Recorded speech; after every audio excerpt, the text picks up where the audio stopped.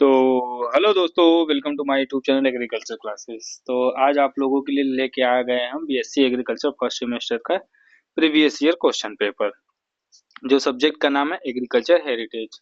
आप लोग को पता ही होगा कि ये 2 घंटा का पेपर है और ये 80 नंबर का होता है, जिसमें कि आप लोग का प्रैक्टिकल नंबर नहीं जुड़ता है, ओनली मिड और सेमेस्टर पेपर होता है। ठीक है दोस्तों, तो ये हम लोग का 2025 का पेपर है और ये सभी यूनिवर्सिटी के लिए होता है। बस आप लोग को कॉलेज का कोड जो होता है वो बदलता रहता है। ठीक है, पेपर का पैटर्न सेम ही रहता है। और जैसे कि पहले सेक्शन ए, सेक्शन बी और सेक्शन तीन में बटा होता है क्वेश्चन। ठीक है, सेक्शन ए के कुछ क्वेश्चन करने होते हैं, सेक्शन बी के और सेक्शन सी के भी क्वेश्चन को करने होते हैं। तो आप लोग को ये इसका पीडीएफ मिल जाएगा हमारा डिस्क्रिप्शन में, वहां से इसको आप लोग डाउनलोड कर लेंगे। और इससे पहले 2024 का भी पेपर हमारे डिस्क्रिप्शन में, वहां से आप लोग देखेंगे तो वहां से आप लोग को पहले का भी पेपर का डिस्क्रिप्शन में लिंक मिल जाएगा, वहां से आप लोग डाउनलोड कर लेंगे। कुछ नोट्स भी हैं जो हमारे प्रीवियस ईयर पेपर के जो डिस्क्रिप्शन में, वहां से आप लोग को कुछ नोट्स के भी आप लोग को दे दिया जाता है, ताकि आप लोग कुछ नोट्स भी वहां से आप लोग डाउनलोड कर सकते हैं, हिंदी इंग्लिश दोनों में। पेपर की बात करते हैं तो इसका लैंग्वेज आप लोग देखेंगे हिंदी इंग्लिश दोनों में करने को मिलता है। अगर हमारे चैनल पे आप लोग नए हैं तो चैनल को सब्सक्राइब करें, लाइक करें, अपने दोस्तों के साथ जरूर शेयर करें। अगर कोई भी डाउट आता है तो आप लोग कमेंट में जरूर बताइएगा। ठीक है दोस्तों, चलते हैं सेक्शन ए में। पहले क्वेश्चन, सबसे पहले का क्वेश्चन है हम लोग का सॉइल यानी कि मृदा क्या होती है। जैसे कि हम लोग कृषि में हम लोग बात करते हैं तो पृथ्वी की सबसे ऊपरी सतह पर पाए जाने वाले कार्बनिक और अकार्बनिक पदार्थ का मिश्रण होता है, जिसे हम लोग क्या कहते हैं, सॉइल कहते हैं। ठीक है, उसके बाद हम लोग बात करते हैं कि इरिगेशन क्या होता है। ठीक है, इरिगेशन की हम लोग बात करते हैं तो जिसे फसलों को पानी देना, फसलों को हम लोग पानी देते हैं ना आर्टिफिशियली तरीके से, चाहे ट्यूबवेल हो, कुआं हो, चाहे रिवर हो, चाहे वेल हो, चाहे कुछ भी हो, मतलब हम लोग फसलों को पानी देने की क्रिया को हम लोग क्या कह सकते हैं, इरिगेशन कहते हैं। ठीक है, उसके बाद हम लोग बात करते हैं सस्टेनेबल एग्रीकल्चर क्या होती है। सस्टेनेबल एग्रीकल्चर की हम लोग बात करते हैं तो एक ऐसी कृषि पद्धति है जो भविष्य में पीढ़ियों को खाद्य आवश्यकताओं को पूरा करने के लिए समझौता के बिना वर्तमान खाद्य आवश्यकताओं को पूरा करती है। जैसे कि सस्टेनेबल एग्रीकल्चर का मतलब ये होता है दोस्तों कि एक ऐसी कृषि होती है जो हमारे आने वाले भविष्य में उसको मतलब वर्तमान में जो हम लोग कर रहे हैं वो भविष्य में भी किया जा सके, और इसको बनाए रखने के लिए हम लोग सस्टेनेबल एग्रीकल्चर का काम करते हैं, कल्टीवेशन करते हैं, एग्री कृषि करते हैं। उसके बाद आता है ग्रीन रेवोल्यूशन। हम लोग बात करते हैं जैसे ग्रीन रेवोल्यूशन होता क्या है, यानी कि हरित क्रांति। हरित क्रांति लेके कौन आया था, एम एस स्वामीनाथन जी लेके आए थे। किस में, 20वीं शताब्दी में लेके आए थे। इसका मुख्य उद्देश्य क्या होता है, ठीक है, और ये किस सन में लेके आया गया था, तो यह 1960 और 70 के दशक में शुरू किया गया था। कहाँ से, मैक्सिको और भारत से शुरू हुआ था। इसको नॉर्मन जो बोरलॉग जी होते हैं वो हरित क्रांति के जनक कहे जाते हैं। कहाँ पे, वर्ल्ड में। और वहीं एम एस स्वामीनाथन को इंडिया में फादर कहा जाता है। इसका जो डिफिनेशन की हम लोग बात करते हैं, चाहे जो भी आप लोग इसमें समझ में आए वो लिख सकते हैं। हरित क्रांति 20वीं शताब्दी के मध्य कृषि में महत्वपूर्ण परिवर्तन था, जिसमें उच्च उपज वाले बीजों, उर्वरकों, कीटनाशकों, सिंचाई और जैसे आधुनिक तकनीकों के माध्यम से विकासशील देशों में खाद्य को भारी वृद्धि, जिसमें सुख को प्रभावी ढंग से नियंत्रित किया जा सके, लेकिन साथ ही पर्यावरणीय प्रभाव को छोटे किसानों और वहनीयता को लेकर चिंताएं पैदा होती थी। इसके लिए एम एस स्वामीनाथन और नॉर्मन ई बोरलॉग जी मिल के लाए थे हरित क्रांति, ताकि सबसे पहले ये लोग का मेन मोटिव ये था कि जो खाद्य सुरक्षा, मतलब खाद्य है, मतलब जो हम लोग का फूड है वो ज्यादा से ज्यादा डेवलप किया जा सके और सभी नागरिकों तक इसको पहुंचाया जा सके।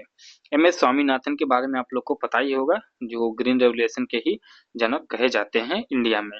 वही हम लोग बात करते हैं सेक्शन बी की, तो ये शॉर्ट आंसर टाइप क्वेश्चन होते हैं, जो 6 क्वेश्चन होते हैं, जिसमें से हम लोगों को 4 क्वेश्चन करना होता है, अरे सॉरी ये आप लोगों का 10-10 नंबर का क्वेश्चन होता है, 6 क्वेश्चन होता है, 4 क्वेश्चन आप लोग को करना होता है। ये पेपर 80 नंबर का होता है, इस हिसाब से आप लोग को लिखना है। सबसे पहले हम लोग बात करते हैं ग्रीन रेवोल्यूशन और सदाबहार क्रांति। ग्रीन रेवोल्यूशन के बारे में आप लोग को बताया था कि 1960 और 70 से स्टार्ट हुआ था। इसके फादर वर्ल्ड में नॉर्मन ई बोरलॉग जी हैं और इंडिया में एमएस स्वामीनाथन जी हैं। ठीक है, वहीं सदाबहार क्रांति की हम लोग बात करते हैं तो सदाबहार क्रांति जो होती है, इसके जो क्वालिटी और सस्टेनेबिलिटी को ध्यान में रखा जाता है और इसी पे कार्य किया जाता है। इसमें क्या होता है, organic input, chemical resistance, seed, low positive और क्या है कि लोअर कॉस्ट और डाइवर्सिफाइड मिलेट्स को भी ध्यान में रख के इसको कार्य किया जाता है। ठीक है, जिसे हम लोग क्या कहते हैं, ग्रीन एवरग्रीन रेगुलेशन के नाम से जानते हैं। इन दोनों में डिफरेंट लिखना है। भारत में हरित क्रांति के लाभ की व्याख्या कीजिए। अब ग्रीन रेवोल्यूशन आप लोग को कई बार बता चुके हैं, ऊपर से क्वेश्चन आ रहा है ग्रीन रेवोल्यूशन के बारे में, आप लोग एमएस स्वामीनाथन है और किस लिए किया गया था सब कुछ आप लोग को पता ही होगा। उसके बाद आता है भारत में फसल यात्रा का वर्णन करना है। तो भारत में फसल यात्रा को तात्पर्य फसलों के प्राचीन और निरंतर आदान प्रदान, जो व्यवहार अन्वेषण माध्यम से संभारम, जैसे अमेरिका में मक्का आलू और भारत में भात जैसे मसाले का चावल, ठीक है, मसाले और चावल दानों का होता है। यह सिंधु घाटी में चावल जैसे हल्दी स्वदेशी फसलों से लेकर यूरोपीय लोगों द्वारा दुनिया में लगाई गई फसलों और आधुनिक उच्च उपज वाली किस्में होती हैं। इसके बारे में आप लोग को लिखना है। ठीक है, स्वदेशी तकनीकी ज्ञान क्या होते हैं, जो कि इंडिजिनस तकनीकी यानी कि इंडिजिनस टेक्निकल नॉलेज के बारे में आप लोग को लिखना है। स्वदेशी तकनीक मतलब जैसे समुदायों द्वारा पीढ़ियों से विकसित किया गया अनूठा और पारंपरिक स्थानीय ज्ञान, जिसमें पर्यावरण, कृषि, स्वास्थ्य, दैनिक जीवन के प्रबंधन, व्यवसाय कौशल, मान्यता और प्रौद्योगिकी को ध्यान में रख के टिकाऊ खेती किया जाता है। ठीक है, इसको स्वदेशी तकनीक मतलब जो हमारे इंडिया में होती है, जो हमारे पूर्वज करते आ रहे हैं, उसी तरह हमको करना है। मिश्रित खेती यानी कि मिक्स फार्मिंग के बारे में हम लोग को लिखना है कि मिक्स फार्मिंग क्या होती है। देखिए, मिक्स फार्मिंग एकदम बहुत ही आसान है और आप लोग को अच्छे से इसको एनी टाइम याद होना चाहिए। ये क्वेश्चन आप लोग को आगे भी देखने को मिलता है। What do you mean by mixed farming? Mix खेती का अर्थ होता है एक ही खेत में फसल की खेती के साथ पशुपालन, जैसे मवेशी, मुर्गी, सुअर या भेड़ को पाला जाता है। जैसे हम लोग कह सकते हैं कृषि कर रहे हैं और फसल उगा रहे हैं, फसल के उगाने के साथ साथ हम लोग पशुपालन कर दिए, ये हम लोग का मिक्स्ड फार्मिंग हो जाता है। ठीक है, ये मिक्स फार्मिंग हो गया। उसके बाद आता है मौर्य काल में स्वदेशी की विशेषताएं बताइए। देखिए, मौर्य काल में जो क्या नाम है कि मौर्य काल में जब मौर्य काल के दौरान चावल, गेहूं और बाजरा जैसी मुख्य फसलों साथ साथ गन्ना, कपास, तिल, सरसों जैसी नकदी फसलें, विभिन्न एवं सब्जियां फसलों को काली मिर्च, केसर और अलसी सहित विभिन्न प्रकार की फसलों की खेती किया जाता था।